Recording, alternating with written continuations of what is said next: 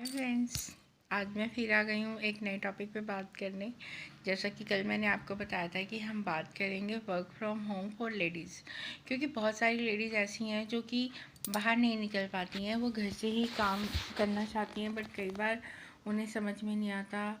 मतलब कई लेडीज़ तो बहुत वो रहती है, बट कई बार उनको नहीं पता लगता है, नई जगह होती है, नहीं पता होता कि क्या करें क्या नहीं। तो बहुत सारे ऐसे वर्क हैं जो हम घर से ही कर सकते हैं। उसमें फर्स्टली आज हम जो बात करेंगे वो मैं करूँगी कोचिंग के बारे में। तो कोचिंग हमारी कई बार कोचिंग के लिए जो आपका है, पहले तो आपके अपने सब्जेक्ट के ऊपर कमांड अच्छी होनी चाहिए। दूसरी चीज़, आपको ये देखना है कि आप बड़े बच्चों को अच्छा करवा पाएंगे या छोटे बच्चों को अच्छा करवा पाएंगे। बड़े बच्चों में क्या होता है, 8 से लेकर 12 तक के बच्चों को पर सब्जेक्ट ट्यूशन चाहिए होती हैं, जैसे मैथ्स की, साइंस की, इंग्लिश की मेन ट्यूशन ये चाहिए रहती हैं। उसके अलावा जो छोटे बच्चे होते हैं मीन्स 1st to 5th तक के बच्चे होते हैं, उन्हें मोस्टली कोई भी टीचर जो होते हैं वो ऑल सब्जेक्ट्स करवा सकते हैं, तो जिसमें हिंदी, इंग्लिश, मैथ, ईवीएस रहते हैं मेन।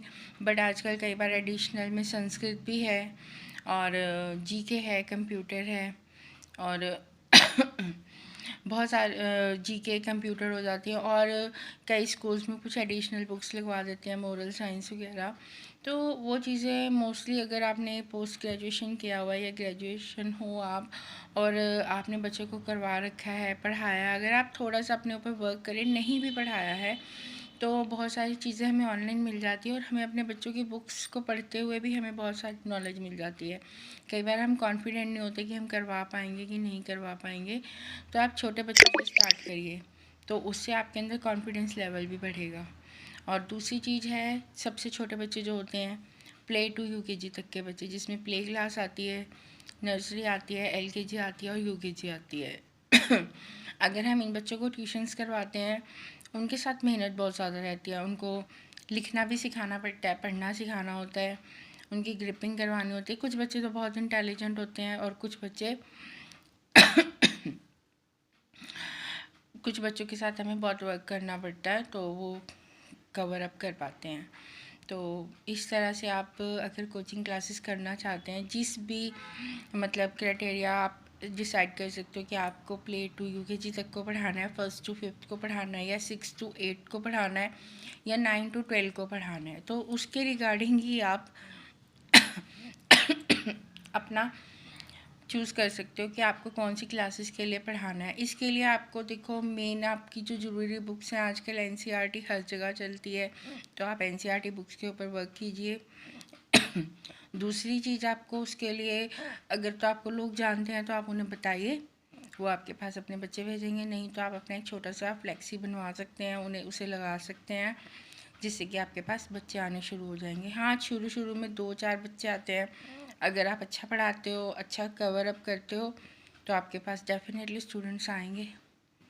तो अगर हो सके, जो कोई इस फील्ड में जाना चाहते हैं कोचिंग के, तो वो अपना एक टाइम फिक्स कर सकते हैं। शाम का रहता है कि स्टूडेंट्स सुबह स्कूल जाते हैं, शाम को ही वो ज्वाइन करते हैं क्लासेस, तो आप शाम का टाइम उनके लिए रख सकते हैं।